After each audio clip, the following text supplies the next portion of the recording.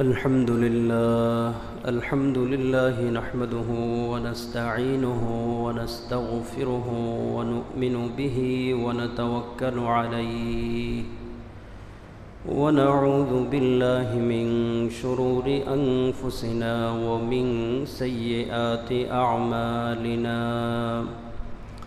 من يهده الله فلا مضل له ومن يضلله فلا هادي له ونشهد أن لا إله إلا الله وحده لا شريك له ونشهد أن سيدنا ومولانا محمدا عبده ورسوله صلى الله تعالى عليه وعلى آله وأصحابه وبارك وسلم أما بعد فقد قال النبي صلى الله عليه وسلم حق المسلم على المسلم ست قيل يا رسول الله وما هن قال أفشوا السلام أو كما قال النبي عليه الصلاة والسلام اللهم صل على محمد وعلى آل محمد كما صليت على إبراهيم وعلى آل إبراهيم إنك حميد مجيد اللهم بارك على محمد وعلى آل محمد كما باركت على إبراهيم وعلى آل إبراهيم إنك حميد مجيد মহান আল্লাহ পাকের দরবারে কালিমাত শুকর আদায় করি আলহামদুলিল্লাহ।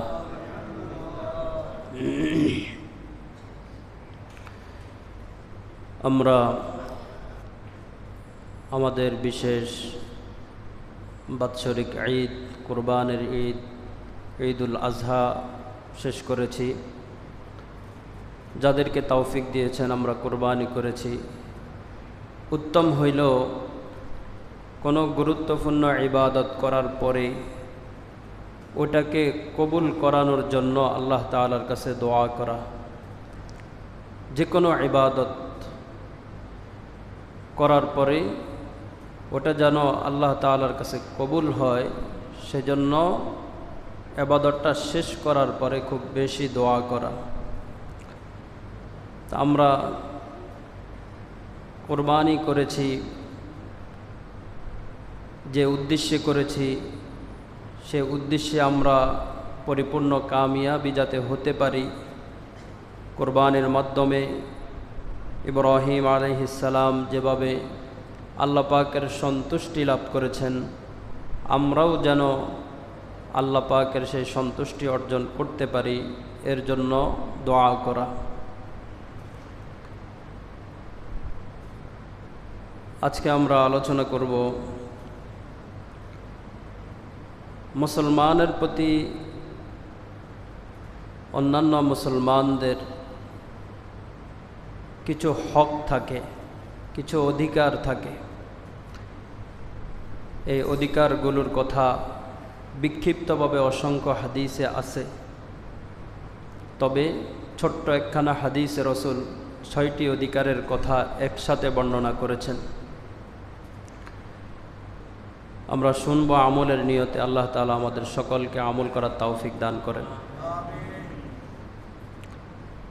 রাসূল করিম সাল্লাল্লাহু তাআলা আলাইহি ওয়াসাল্লাম বলেন, এক মুসলমানের প্রতি অপর মুসলমানের ৬টি হক আছে।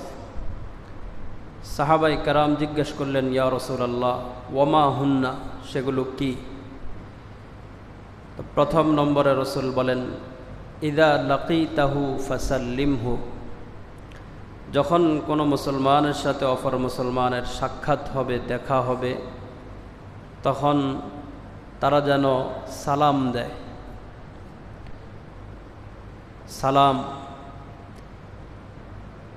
জান্নাতের যেই কাজটি দুনিয়াতে পাওয়া যায়, দুনিয়াতে যেমন আছে জান্নাতেও তেমন থাকবে, এরকম অনেক কাজের মধ্যে একটি গুরুত্বপূর্ণ কাজ হইল সালাম। আমরা তো মুসলমান, কিন্তু আমাদের আধুনিকতার ছোঁয়া এতটা হারিয়ে গেছি যে আমরা বিজাতিদের শেখানোগুলোই আমাদের কাছে বেশি ভালো লাগে। অথচ ইসলামের চেয়ে সুন্দর ব্যবস্থাপনা পৃথিবীর আর কোনো ধর্মে, কোনো থিওরিতে নেই। এবং ইসলামটা এমন এক ধর্ম, মানুষ যেদিন থেকে জন্মগ্রহণ করবে সেদিন থেকে মৃত্যু পর্যন্ত একজন মুসলমান তো বটেই, একজন মানুষ হিসাবে, শ্রেষ্ঠ মাখলুক হিসাবে সে দুনিয়াতে কিভাবে জীবনযাপন করবে তার প্রতিটি মিনিটের বর্ণনা দেওয়া আছে। একবার ইহুদিরা হাসতেছিলেন সাহাবাই কেরামের একটা কথা নিয়ে। কথাটা হইল, হাদিস বর্ণনা করা হচ্ছে যে বাথরুমে কিভাবে বসে, রাসূল এটা শিখাইছেন, বাথরুমে কিভাবে বসবে একজন মুসলমান। তো ইহুদিরা ঠাট্টা করতেছেন এটা নিয়ে যে আর কিছু পেল না, বাথরুমে কিভাবে বসবে এটা শিখাচ্ছে, এটার নাম ইসলাম।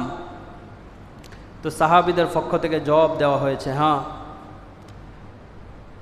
মানুষ যদি হয় তাহলে সে বাথরুম কিভাবে করবে এটার জন্য তার নির্ধারিত সিস্টেম থাকতে হবে। হাইওয়ান, জানোয়ার, চতুষ্পদ জন্তুর বাথরুমের কোনো সিস্টেম নাই। কিন্তু একজন শ্রেষ্ঠ মাখলুক হইয়া তারও যদি বাথরুমে কিভাবে ঢুকবে, কিভাবে বের হবে, কিভাবে সে বসবে, কিভাবে মলত্যাগ করবে, এ বিষয়টা যদি একজন মানুষ হিসাবে জানোয়ারের সাথে পার্থক্য না থাকে তো সে মানুষ কিভাবে হল? তো সাহাবীর উত্তর ছিল, হ্যাঁ, আমাদের ইসলাম এতটাই ব্যাপক যে একজন মানুষ বাথরুমে কিভাবে বসবে এই নিয়মটাও ইসলাম ছাড়ে নাই। যেটা কোনো ধর্মে ধরে নাই, আমাদের ইসলাম এটাকেও ছাড়ে নাই। তো মুসলমান একে অপরের সাথে সাক্ষাৎ হইলে বিজাতিদের শেখানোগুলো আধুনিক যারা আছে তাদের মধ্যে বেশি উচ্চারিত হয়। এক্সকিউজ মি, গুড মর্নিং, আরও এই জাতীয় যত শব্দ আছে যেগুলোতে কোনো সওয়াব নাই। হ্যালো, কোনো সওয়াব নাই, কোনো অর্থ নাই। এজন্য ইসলাম বলেছেন, কোরআনে কারিমে আল্লাহ তাআলা বলেন, ওয়া ইযা হুয়্যিতুম বিতাহিয়্যাতিন ফাহাইয়ু বিআহসানা মিনহা আও রুদ্দুহা। যখন তোমাদের পরস্পরে সাক্ষাৎ হবে তখন তোমরা উত্তম অভিবাদন জানাবে একে অপরকে। এক পক্ষ থেকে যা বলা হবে তার চাইতে অপর পক্ষ উত্তম অভিবাদনে তার জবাব দিবে। অর্থাৎ কেউ যদি আসসালামু আলাইকুম বলে তো তুমি একটু বাড়ায়া দিবা, ওয়া আলাইকুম আসসালাম ওয়া রাহমাতুল্লাহ। কেউ যদি ওয়া রাহমাতুল্লাহ পর্যন্ত বলে তো আপনি ওয়া বারাকাতুহু পর্যন্ত বলবেন। কোরআনে কারিমে অসংখ্য জায়গাতে এই সালামের কথা আছে, অসংখ্য জায়গাতে। এক আয়াতে আল্লাহ বলেন, ওয়া উদখিলাল্লাযীনা আমানু ওয়া আমিলুস সালিহাত জান্নাতিন তাজরি মিন তাহতিহাল আনহারু খালিদিনা ফিহা তাহিয়্যাতুহুম ফিহা সালাম। যারা নেকামল করবে, আল্লাহ পাকের সন্তুষ্টি অর্জন করবে, তাদের ঠিকানা হবে জান্নাত। এবং তারা সেখানে চিরকাল থাকবে। আর সেখানে তাদের পরস্পরের আলোচনা প্রারম্ভিকতা হবে, শুরু হবে সালাম দিয়ে। তাহলে সালাম এটা কিসের আমল? জান্নাতের আমল। বলেন, জান্নাতে জান্নাতীদের আমল হইল সালাম।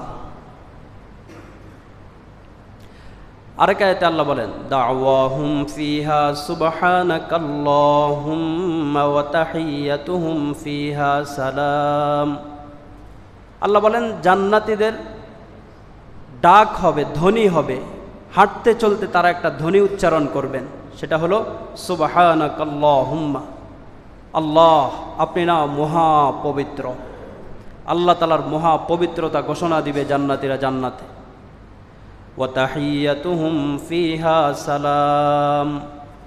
আর তারা সালামের মাধ্যমে একে অপরের সাথে কথা শুরু করবেন। ওয়া আখিরু দাওয়ানা আনিল হামদুলিল্লাহি রাব্বিল আলামিন।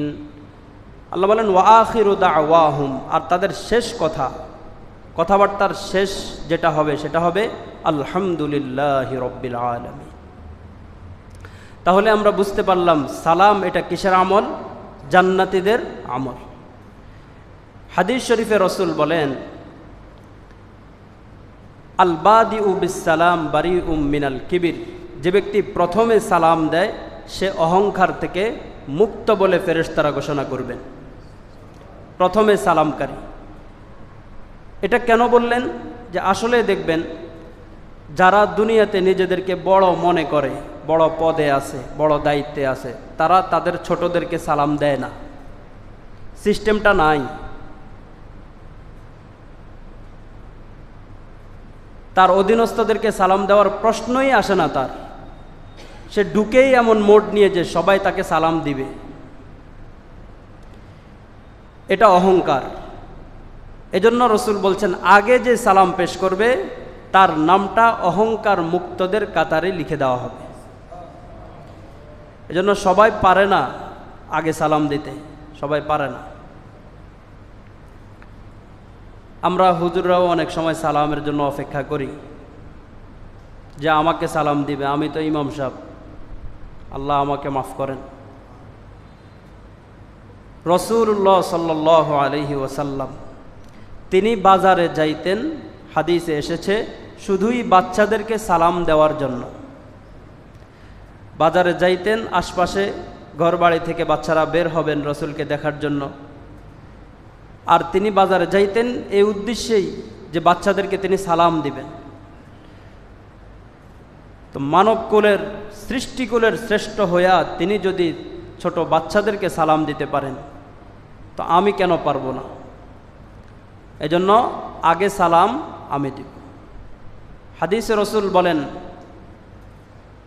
যে ব্যক্তি 20 জন মুসলমানকে সালাম করলো, কানজুল উম্মালের সহিহ একটি হাদিসে এসেছে, যে ব্যক্তি 20 জন মুসলমানকে একদিনে সালাম করলো, সুম্মা মাতা ফি ইয়াউমিহ, যদি সে ওই দিনে মারা যায়, আউজাবা লাহুল জান্নাহ, তার জন্য জান্নাত ওয়াজিব হয়ে যায়। এটা সহিহ হাদিস। এজন্য আমরা ঘরে গেলে আমরা সালাম দিই নাই। ঘরে তো সকলেই যাই, কিন্তু ঘরে গেলে সবচেয়েতে আমাদের মুসলিম সমাজে এই জিনিসটা একেবারেই যেটা শ্রুতিকটু আমাদের কাছে মনে হয় যে আমি ঘরে গেলে আমার বিবিকে সালাম দিব, বিবির সাথে মুসাফাহা করব, আমার বাচ্চাদেরকে সালাম দিব। এটা আমরা করি না। এটা আমাদের কাছে খুব শরমের কাজ মনে হয়। বাহিরে টুকটাক যাই দিই, কিন্তু ঘরে গেলে আমাদের সালাম, ভাই শিখবে তো ঘর থেকে, বাচ্চারা শিখবে ঘর থেকে। অনেকে আছেন ফোন করলে সবাইকে সালাম দেয়, কিন্তু বিবি সাহেব ফোন করলে সালাম দেয় না। এটা শরমের কাজ। বাচ্চারা ফোন করলে সালাম দেয় না। না, আপনাকেই শিক্ষা দিতে হবে ঘরওয়ালাদেরকে, আপনার মাধ্যমেই তারা শিখবে। এজন্য মুসলমানদের একে অপরের প্রতি যে 6টি অধিকার রসুল বর্ণনা করেছেন, তার প্রথমটি হইল সালাম। সালামের মাধ্যমে একে অপরের সাথে অভিবাদন করা। দ্বিতীয় নম্বর ওয়া ইদা দাআকা ফাআজিবহু। 2 নম্বর অধিকার হলো কেউ যদি দাওয়াত দেয় তার দাওয়াত গ্রহণ করা। কেউ যদি দাওয়াত দেয় তার দাওয়াত গ্রহণ করা। এখন প্রথমত কথা হলো দাওয়াত তো আমাদের দেওয়ার অভ্যাস খুব কম, শুধু নিজে খাই বাঁচলেই হলো, এই একটা অবস্থা আমাদের মধ্যে তৈরি হয়েছে। হাজার হাজার কোটি টাকার মালিক, কিন্তু মানুষকে খাওয়াতে তার কষ্ট হয়। লক্ষ লক্ষ টাকার মালিক নিজেও এক কাপ চা খায় না, অন্য কাউকে খাওয়ায়ও না। এই যে কোরবান গেল, লক্ষ লক্ষ টাকার পশু কোরবানি হলো, 8 মণ 10 মণ গোস্ত ফ্রিজে ঢুকাই দিছে, সারা বছর খাবে অফর কোরবানি আসা পর্যন্ত। এবং গর্বের সাথে এটাও বলে যে গত কোরবানির গোস্ত আমি এই কোরবান পর্যন্ত রেখেছি। ভাই, কোরবানি তো হইল ত্যাগ, আর ত্যাগ মানে কি ধরে রাখা না, ত্যাগ মানে তো ছাড়া, এটা ছাড়তে হবে। আল্লাহর জন্য কোরবানি দিছেন, গোশতও আল্লাহর জন্য দিতে থাকেন। দাওয়াত দিয়ে আত্মীয় স্বজনকে খাওয়ান, প্রত্যেকেই একবেলা দাওয়াত করে সকল আত্মীয় স্বজনকে খাওয়ান যারা কোরবানি দিছেন, সামর্থ্য আছে। এর মাধ্যমে আপনার আত্মীয়তার বন্ধন মজবুত হবে, সকলের সাথে সুসম্পর্ক হবে, আল্লাহ তাআলা খুশি হবে। এবং এখন তো দাওয়াত যদিও দিই, দেখে দেখে দাওয়াত দিই। দাওয়াতের আমাদের বিশেষ বিয়ে শাদির ক্ষেত্রে, আর হলো ছেলের খতনার দাওয়াত, এই দাওয়াতগুলো বেশি হয়। বিয়ের দাওয়াত, ছেলে খতনার দাওয়াত, আর ওখানে দাওয়াত দিতে আমরা আগে লিস্ট করি যে আগে দাওয়াত তো দিব, আগে আমি কি পাবো। আমি যদি 200 লোকের খাওয়ার ইন্তজাম করি তো আমার এত টাকা খরচ হবে, আমি পাবো কত? তো কমপক্ষে আমার যদি 1 লাখ খরচ হয়, তাহলে আমার 70% যাতে চলে আসে, 70,000 টাকা যাতে চলে আসে, দাওয়াতটা এভাবে চেহারা দেখে দেখে দিতে হবে। গেটে একজন বসায়া রাখে, বিবাহের অনুষ্ঠানগুলোতে খুব দেখা যায় গেটে একজন কাগজ কলম লইয়া বসে থাকে, যে যাদেরকে দাওয়াত দেওয়া হইল তারা কে কি আনলো এটা লিস্ট করে, নাম ঠিকানা এবং সে কি আনছে এটা লেখে। কত নির্লজ্জ আর কত বেহায়াপনা এটা ইসলামের মধ্যে। এটা এতটা অপছন্দনীয় কাজ, এর চাইতে অপছন্দনীয় কাজ দাওয়াতের ক্ষেত্রে আর হতে পারে না। তা আপনি দাওয়াতের কি দরকার? আপনি বিখ্যাত থালা নিয়ে রাস্তায় বসেন। দাওয়াত কাকে বলে? যেটা সম্পূর্ণ বিনিময় ছাড়া আমি একজনকে খুশি করব। এখন কিছু নেওয়ার ভয়ে দাওয়াত দিলেও যাইতে মন চায় না, কারণ যিনি দাওয়াত দিছেন তিনি এটা মনে করেই দিছেন আমি ওনার থেকে কিছু একটা পাবো। একেবারে গরিব রিক্সাওয়ালাও হইলেও একটা শাড়ির আশা করে যে আমার অবস্থা দুর্বল, তো আমি আমার সেনারের লোকজনকে দাওয়াত দিছি। একজন গরিব সিএনজি চালক বা রিক্সা চালক ভাই, তো উনার থেকেও আমি কমপক্ষে একটা শাড়ি পাওয়ার আশা করি, আগেই বন্টন হয়ে যায়। উনি যদি শাড়ি আনে উনাকে দিব। তো ওই বেচারা খাইলো কত? 200 টাকার খানা খাইলো, 800 টাকা জরিমানা দিয়ে আসলো। এটা তো জরিমানা হয়েছে। আপনি দাওয়াত না দিলে সে যাইতো না, তার 800 টাকাও খরচ হইত না। এটাকে দাওয়াত বলে না ইসলামে, এটা দাওয়াতের কোনো সংজ্ঞার ভিতরেই পড়ে না। এজন্য দাওয়াত দিতে হবে, খাওয়াতে হবে একেবারেই ফি সাবিলিল্লাহ, আল্লাহর সন্তুষ্টির জন্য মানুষকে খাওয়াতে হবে। কোরআনে কারিমে আছে জাহান্নামীদের একটা শ্রেণীকে আল্লাহ তাআলা যে সকল অপরাধে জাহান্নামে ফেলবেন, তখন তাদেরকে জিজ্ঞেস করা হবে আনিল মুজরিমিনা মা সালাকাকুম ফি সাকর। সাকর নামক বিশেষ এক প্রকারের জাহান্নামে কিছু লোকজনকে রাখা হবে। তাদেরকে প্রশ্ন করা হবে, কি গুনাহের কারণে তোমরা এই জাহান্নামে? ক্বালু লাম নাকু মিনাল মুসাল্লিন। 1 নম্বর উত্তর দিবে আমরা বেনামাজি, নামাজের দ্বারে ছিলাম না। 2 নম্বর ওয়ালাম নাকু নুতঈমুল মিসকিন, আমরা মানুষকে খাওয়াতাম না। তা আপনি 200 টাকার খানা খাওয়ায় যদি 800 টাকা নেন, শাড়ি নেন 800 টাকার, এটা তো খানা খাওয়ানো হয় নাই। তার উপরে জুলুম করছেন আপনি। এর খোদা না খাস্তা এই জুলুমের কারণে হইতে পারে তার ঠিকানা ওখানে হবে। এজন্য যারা দাওয়াত দিবেন সমাজের প্রচলিত নিয়মের বিরুদ্ধে কাজ করবেন। দাওয়াত দিতে চিঠির মধ্যে এটা লিখে দিবেন, কোনো কিছু গ্রহণ করা হবে না, তাহলে আপনার এটা দাওয়াত হবে, না হলে জুলুম হবে। ও বেটা চোখের শর্মে কিছু না কিছু তো নিতেই হবে। আর যারা আমরা দাওয়াতে যাব, আমাদের জন্য কিছু কনসেপ্ট আছে। একজন মানুষকে দেখতে গেলেন, বোনকে দেখতে গেলেন, ফুফুকে দেখতে গেলেন, আত্মীয় স্বজনকে দেখতে গেলেন, একেবারে ফরফর করে খালি হাতে চলে গেলেন, এটাও তো হয় না। এটাও একটা সুন্নাহ যা আপনি যাইতে কিছু নিয়ে যাবেন আপনার সামর্থ্য অনুযায়ী। কিন্তু এখনকার ডিমান্ডের কারণে আমি তো আমার সামর্থ্যের বাহিরে নিতে হচ্ছে, কিন্তু যখন আমি আমার নিজ থেকে নিব তখন আমি আমার সামর্থ্যের মধ্যে নিব। এজন্য এই বিষয়টা আমরা মাথায় রাখবো ইনশাআল্লাহ। দাওয়াত অনেক ফজিলত আছে মানুষকে খাওয়ানোর, দাওয়াতের।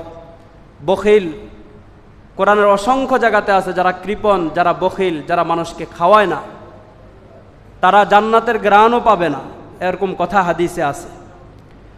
এজন্য যেমন আমরা খাবো তেমন অপরকেও খাওয়াবো। আর দেখে দেখে, যদি সম্ভব হয়, দেখে দেখে গরিবদেরকে দাওয়াত দিবেন, যাদের দাওয়াত সাধারণত কোনো বাড়িতে হয় না। আপনার মেয়ে বিয়ে দিবেন, 2 দিন খাওয়ান। ছেলে বিয়ে করাবেন, অলিমা 2 দিন খাওয়াবেন, 2 দিন। একদিন সমস্ত দরিদ্রদেরকে খাওয়াবেন,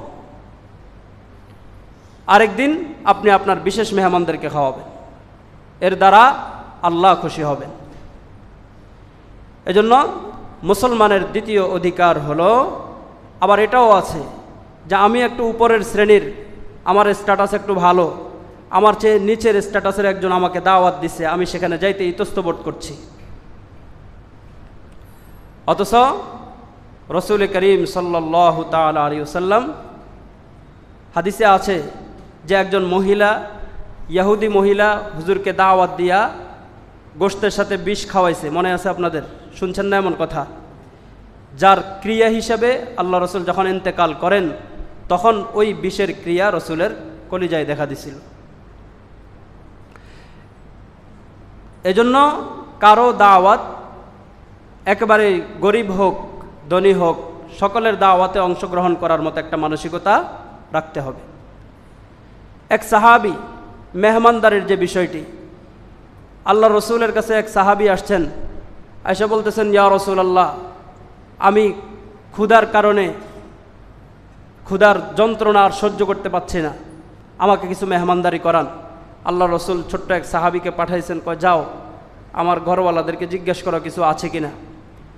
সাহাবী যায় ঘরের সব ঘরকে জিজ্ঞেস করছেন, সব ঘর থেকে একটাই উত্তর আসছে যে আমাদের কাছে পানি ছাড়া আর কিছু নাই। এটা আশ্চর্যের কোনো বিষয় না, এভাবেই চলতেছে। যাদের ওয়াজ করে আমরা দাওয়াত খাচ্ছি তাদের ঘরের হালত হলো এটা, পানি ছাড়া তাদের কারো ঘরে কিছু নেই। তো আল্লাহ রসুল উপস্থিত মজলিসকে বললেন, কোনো সাহাবী কি আছো আমার এই মেহমানকে মেহমানদারি করাবে? তো এক সাহাবী মেহমান নিয়ে বাড়িতে চলে গেলেন রাত্রে। স্ত্রীকে বললেন, ইনি রসুলের মেহমান, ইনাকে মেহমানদারি করতে হবে, ঘরে কি আছে?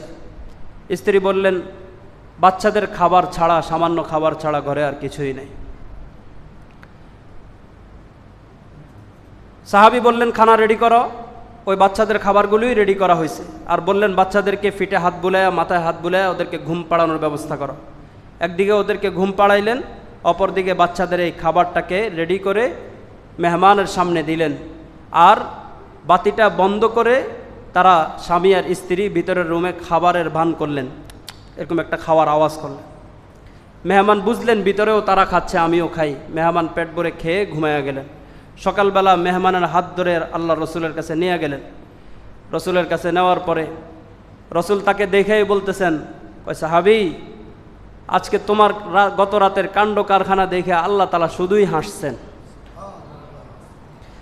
হাইসা আল্লাহ তাআলা জিব্রাইলকে পাঠাইছেন আয়াত নিয়ে, সূরা হাশরের 9 নম্বর আয়াত, ওয়ায়ুথিরুনা আলা আনফুসিহিম ওয়ালাউ কানা বিহিম খাসাসা, যারা নিজেদের থেকে মেহমানকে প্রাধান্য দেয় বেশি। ওই সাহাবীর কথা আল্লাহ তাআলা কোরআনে বর্ণনা। আল্লাহ তাআলা 7 জায়গায় হাসছেন, 7 সময়। হাদিসে আছে আল্লাহ তাআলা 7 বার হাসছেন। এই ঘটনা ওই 7 ঘটনার এক ঘটনা, যে রাতের বেলা বাতি বন্ধ কইরা খানার বাহানা কইরা মেহমানকে খাওয়াইছেন।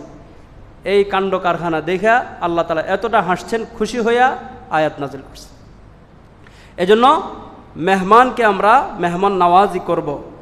হাদিসে রাসূল বলেন, মান কানা ইউমিনু বিল্লাহি ওয়াল ইয়াউমিল আখিরি ফালইউকরিম যায়ফা। যে ব্যক্তি আল্লাহ এবং আখিরাতের উপরে ঈমান আনে, ঈমান রাখে, সে যেন মেহমানের মেহমানদারি করে, মেহমানের যেন একরাম করে। এক সাহাবী জিজ্ঞেস করেন, ইয়া রাসূলুল্লাহ, আমাকে আখবিরনি বিআমালিন উদখিলানি আল জান্নাহ, আমাকে এমন কিছু আমল বাতায়া দেন যেটার কারণে আমি জান্নাতে চলে যাব, আমার জন্য জান্নাত ওয়াজিব হবে, এমন কিছু আমল আমাকে বাতান। তো রাসূল বললেন, তুমি ভালো কথা বলো, তোমার কথাবার্তাগুলো যেন ভালো হয় সকলের সাথে। 2 নাম্বার, তুমি সালামের প্রচার করবা। 3 নাম্বার, তুমি মানুষকে খানা খাওয়াইবা। তাহলে মানুষকে খানা খাওয়ানো এটাও একটা জান্নাতি আমল। এজন্য আমরা চেষ্টা করব মেহমানদারি করার জন্য। 3 নম্বরে রাসূল বলেন, মুমিনের অধিকার, মুসলমানের প্রতি মুসলমানের অধিকার, ওয়া ইদান সাহাকা ফানসাহ লাহু। কেউ যদি আপনার কাছে কোনো বিষয়ের পরামর্শ চায়, আপনি তাকে সঠিক পরামর্শটা দিবেন, এটা তার অধিকার। একজন মুসলমান আরেকজন মুসলমানের প্রতি এটা অধিকার তার। আমি যদি আপনার কাছে কোনো পরামর্শ চাই, তো আপনি আমাকে সঠিক পরামর্শটা দিবেন। ভাই, একটা ছেলের খোঁজ পাইছি, মেয়েটা বিবাহ দিব, আপনি কি মনে করেন? আপনাকে তো আমি সব বিষয়ে মুরব্বি মানি। তা আপনি দেখলেন মাশাল্লাহ ছেলেটা টাকা পয়সাওয়ালা, আপনি চিন্তা করলেন আমার জামাই তো এত টাকা পয়সাওয়ালা না, তো ওর জামাই তো এর কাছে মেয়ে বিয়ে দিলে অনেক বড় লোক হয়ে যাবে, এটা হবে না। আপনি ছেলের 2-1টা খুঁত তাকে বলে দিলেন, না এর কাছে দিও না। তাহলে আপনি খেয়ানত করছেন, আপনি তার অধিকার হরণ করছেন। এজন্য কোনো মুসলমান যদি অপর মুসলমানের কাছে কোনো ধরনের পরামর্শ চায়, তাহলে সেখানে তাকে সঠিক পরামর্শ দেওয়া এটাও মুসলমানের অধিকার। ওয়া ইদা মারিজা উদ্তু, যখন কোনো মুসলমান অসুস্থ হবে তখন দেখতে যাওয়া, প্রতিবেশী হোক পরিচিত হোক, যদি আপনার কানে খবর আসে আপনি তাকে দেখতে যাবেন, এটা ওই মুসলমানের অধিকার। আমাদের অবস্থাটা হইল অসুস্থ ব্যক্তিদেরকে আমরা দেখতে যাই না। হাদিস শরীফে রাসূল বলেন, যে ব্যক্তি সকালবেলা কোনো অসুস্থ ব্যক্তিকে দেখতে গেল, সন্ধ্যা পর্যন্ত তার জন্য রহমতের দোয়া করবে 70,000 ফেরেশতা। আর সন্ধ্যায় যদি কোনো রুগী দেখে, সকাল পর্যন্ত আবার 70,000 ফেরেশতা তার রহমতের জন্য দোয়া করতে থাকবে। আপনাদেরকে কি বলবো, আমাদের অবস্থা বলি। আমাদের এক বড় মসজিদের ইমাম সাহেব, এটা আমার চোখে দেখা ঘটনা। ওখানে সানি ইমাম সাহেব আছে একজন, তো সানি ইমাম সাহেব অ্যাক্সিডেন্ট হয়েছে, পা ভেঙে গেছে মোটরসাইকেল অ্যাক্সিডেন্ট করে। তো যিনি বড় ইমাম সাহেব আছেন, উনি যতদিন প্রায় মাসখানিক বাসাতে ছিলেন, বাড়িতে ছিলেন, উনি দোয়া করা তো দূরের কথা, 1 মিনিট ফোন করে খোঁজ নেয় নাই যে আপনি কেমন আছেন। এটা হলো আমাদের অবস্থা, আপনাদেরটা তো আর বললাম না।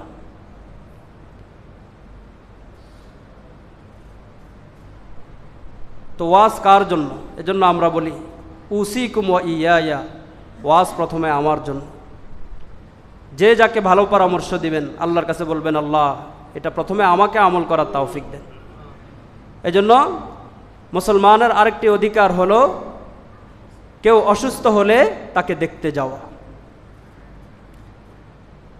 আরেকটি অধিকার হলো, যখন কেউ মারা যাবে তখন তার জানাজায় অংশগ্রহণ করা। এতে করে আমার পরকালের কথা স্মরণ পড়বে, আমার আমলের রাস্তা সহজ হবে। এই 6টি হইল মুসলমানের প্রতি এক মুসলমানের প্রতি আরেক মুসলমানের অধিকার। আরেকটি আছে, ওয়া ইদা আতাসা ফাহামিদাল্লাহ ফাসাম্মিতহু। এটা আমাদের কাছে একেবারেই মামুলি মনে হবে। কোনো মুসলমান যখন হাসি দিবে, হাসি দিয়া যখন সে আলহামদুলিল্লাহ বলবে, আপনি তখন তার যদি শোনেন তার আলহামদুলিল্লাহ বলাটা, আপনি ইয়ারহামুকাল্লাহ বলবেন। কারণ এক একটা হাসিতে মানুষের শরীর থেকে এত বেশি পরিমাণে মানুষের জন্য ক্ষতিকারক ব্যাকটেরিয়া, লক্ষ লক্ষ ব্যাকটেরিয়া, যেগুলো কোনো ডাক্তারের পক্ষে বের করা সম্ভব না, আল্লাহ তাআলা এক হাসির মাধ্যমে সেগুলো বের করে দেন। এজন্য হাসি দিলেই বলছেন সাথে সাথে আল্লাহ তাআলা শুকরিয়া আদায় করতে, যে আল্লাহ, যেটা পৃথিবীর কোনো ডাক্তারের ক্ষমতা নাই আমার শরীর থেকে বের করার, আপনি একটা হাসির মাধ্যমেই আমার শরীর থেকে বের করে দিয়েছেন। এজন্য হাসি দিয়ে কি বলতে হবে? আলহামদুলিল্লাহ। আর কারো হাসির পরে আলহামদুলিল্লাহ বলা যদি আপনি শোনেন, তাহলে আপনি সাথে সাথে বলবেন ইয়ারহামুকাল্লাহ, আল্লাহ তাআলা আপনাকে রহম করুক। এই দোয়াটা তার জন্য করা এটা ওয়াজিব। তাহলে এক মুসলমানের প্রতি অপর মুসলমানের 6টি অধিকার। 1 নম্বর, ইদা লাকিতাহু ফাসাল্লিমহু, যখন কারো সাথে সাক্ষাৎ হবে তখন সালাম দিবেন। এখন তো মুশকিল হয়ে গেছে আমাদের মুসলমানদের অবস্থা, যেহেতু আমাদের সমাজে সব ধর্মের মানুষই বসবাস করে, তা আমরা তো যাদেরকে চিনি আলহামদুলিল্লাহ, কিন্তু অনেক ভাইকে চিনি না, এবং তিনার মাথা থেকে পা পর্যন্ত মুসলমানের কোনো চিহ্ন নাই। এখন ওনাকে সালাম দেওয়াটাও তো আমার বিব্রতকর একটা পরিস্থিতি, কারণ কোনো অমুসলিমকে সালাম দেওয়া নাজায়েজ, দেওয়া যাবে না। তার জন্য হেদায়েতের দোয়া করা যাবে, শান্তির দোয়া করা যাবে না। সালাম এটা হলো শান্তির দোয়া, মাফির দোয়া, এটা করা যাবে না। এটা বড় আফসোস, দুঃখজনক। তো 1 নম্বর অধিকার, ইদা লাকিতাহু ফাসাল্লিমহু, যখন কোনো মুসলমান অপর মুসলমানের সাথে সাক্ষাৎ হবে তখন তাকে সালাম দিবে।